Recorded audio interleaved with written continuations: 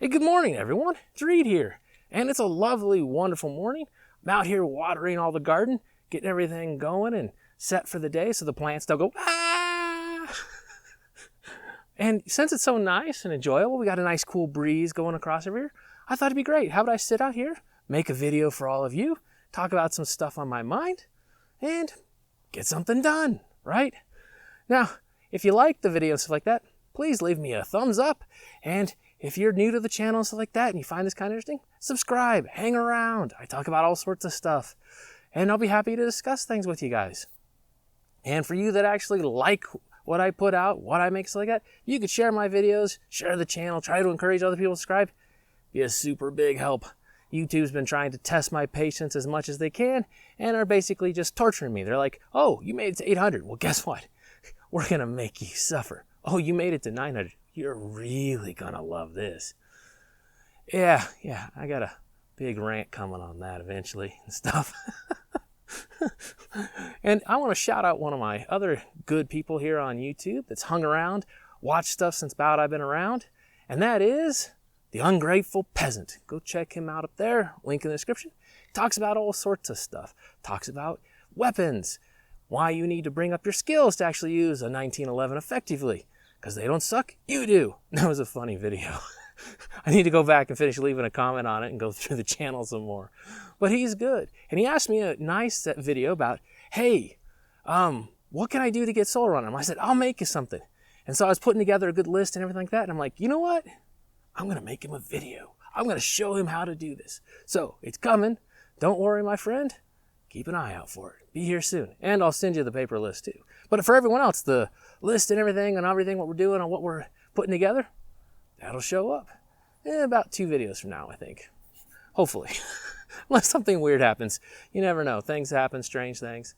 But I'm working on making certain the parts arrive and things and getting it going. Now, let's get to the point. Today's video, mental health in the apocalypse and SHTF. Yeah, I'm happy. I'm in a good mood today. You know, I like being out here. I like working on stuff like that. But see, I'm a horrific introvert. I mean, I do not like people. I do not like large gatherings and everything like that. And yet I'm building a prepping group. And yet I'm organizing stuff. And yet I'm doing these things. And let me tell you, after those things, oh man, all I want to do is sleep. But when all this stuff happened, you know, people were sent home for work, everything like that. For me, it was like less interruptions. I got to focus more on my work. I got to focus more on the gardening stuff. And it didn't really bug me that much. And I've kind of put mentally aware of these things. I mean, I talk about this with other people. I read about this stuff. I participate on forums, discuss things and everything else like that, and go into these sort of things. So it's like the mental pathways are already put together. They're already set. And so I kind of know where I'm going, right? It's like I'm set there. And the introverted nature fits well with this, you know.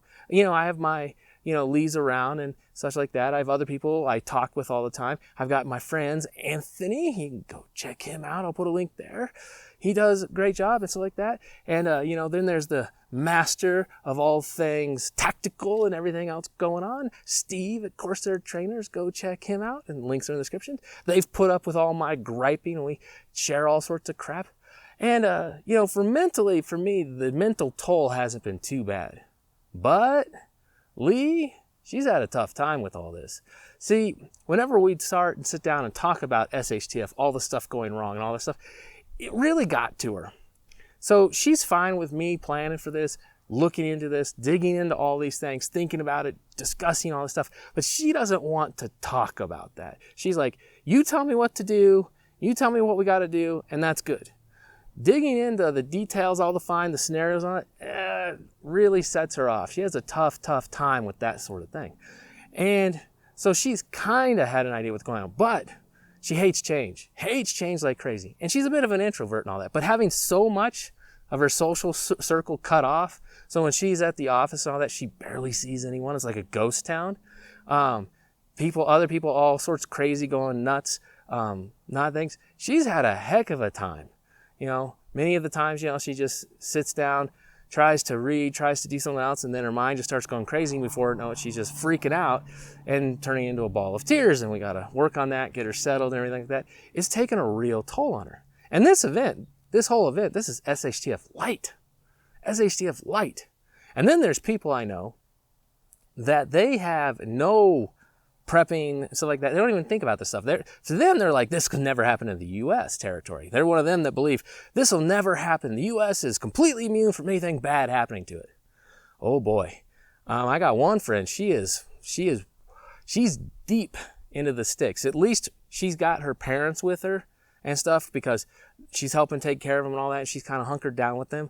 But she is so far in the off the rail side. I was seriously worried about her, thinking, I need to go over there and just like keep an eye on her, stuff like that. Lee and I keep her company, all that. So when her parents and stuff like that, when they got together, that really helped balance a bit.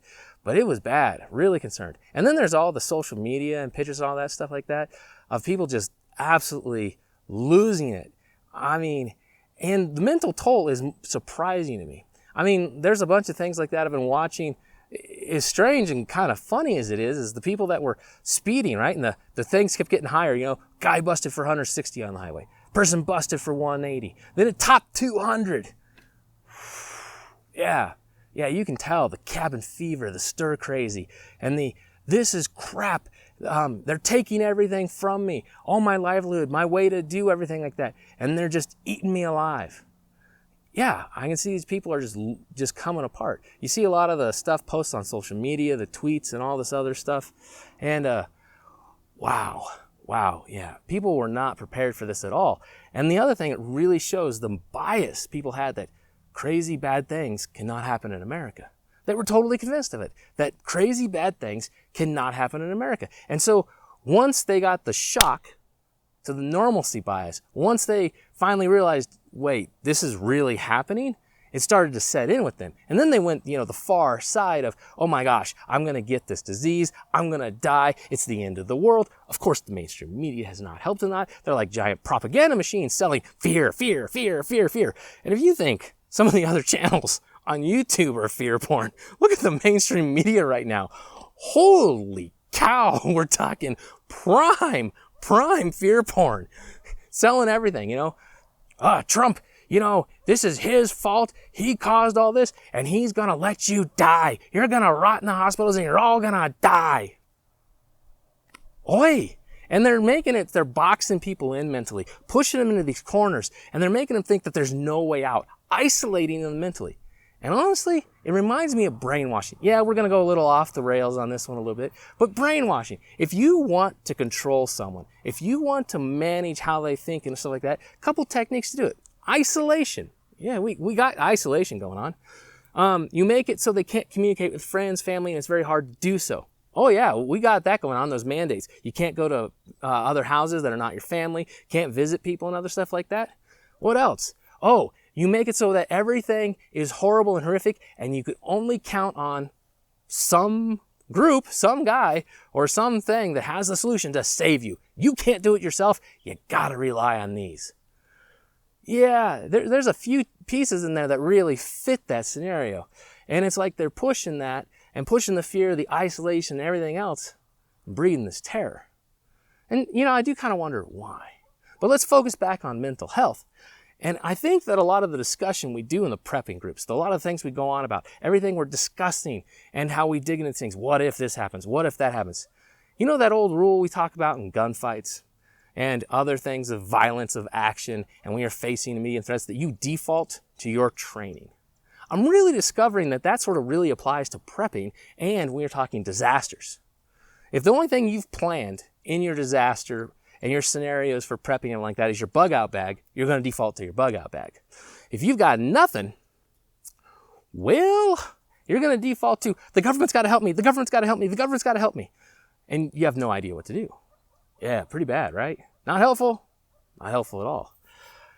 And I think it's real good for us to consider these things. Like, for me, like I said, when this stuff started to go down, I'm like, I'm going to grow more food. And so I started growing more stuff because I saw, we got money problems coming. The economy's probably going to take a nasty hit. I'm going to grow more food, do more things, work on side businesses, write books and others like that so I can generate income to help myself. Oh, we've got threats coming up. Things are getting more hectic. The world's getting a little more dangerous. Well, let's build a bigger prepping group. Let's get people organized. And let's fight through my horrible introverted nature to get past this and move forward. Boy, that's been a challenge beyond all of it, let me tell you guys. Beating my own introverted nature has been, whoo, tough challenge. But I mean, so that's the kind of thing I was doing. It's like thinking, okay, so we know the threat. We know that right now we can just hunker in.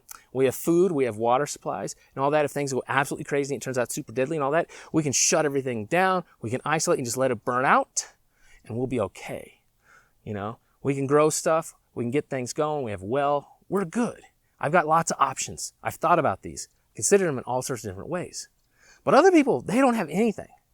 They are totally at a loss of what to do. They're confused, they're worried, and most of all, they are scared. The numbers we're seeing on the crisis hotlines is just unbelievable.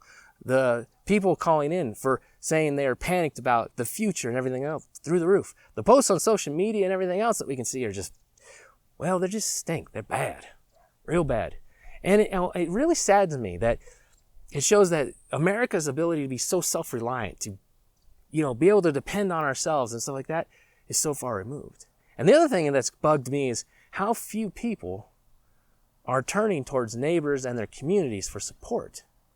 It seems like that is a forgotten thing, that we focus so hard on the individual and so hard to, be independent, get your own thing, get your own house, do all this stuff. You don't need anyone. They have no knowledge of how to turn to people and ask for help. And so it tells me, when we get a full-blown SHTF, not SHTF Light that we got going on right now, the panic will be immense. We will have people do the craziest, stupidest things. They'll be losing it like crazy. You'll see people burning houses down for no other reason than they're going to do it. People ramming cars and just going off into buildings because they're going to do it. People engaging in incredibly stupid, risky behavior because they don't see a path out of it and a path forward. That's a severe risk for us. And we need to think about this and discuss about what we can do and all that. And for me, part of what I'm doing, and I'm trying to engage more people, give them a path forward. That's why I'm working on a bigger prepping group and stuff like that. Strengthen numbers. Now, you hear me say this a lot, strengthen numbers. But that's one of my things, is I'm going to try to engage more people, show them, hey, there's a path forward. And it's like, if you just found this channel, subscribe, because I am going to give you ways to get out of this darkness. Show that you can do things, grow food, show that you can get water, harvest things, set up solar power, all sorts of stuff, so you don't have to go absolutely crazy and panic and lose your mind. So, something for all of us to think about. And it shows that even though we talk about theoretical, crazy, off-the-wall, nutball scenarios of total disaster, actually isn't too bad to consider them, because it gives us something to already, we've thought about it, and some ideas of how to proceed when the threat is immediate. Take care, everyone. This is Reed with my silly thoughts for the day, and I got to get back to stuff. See ya.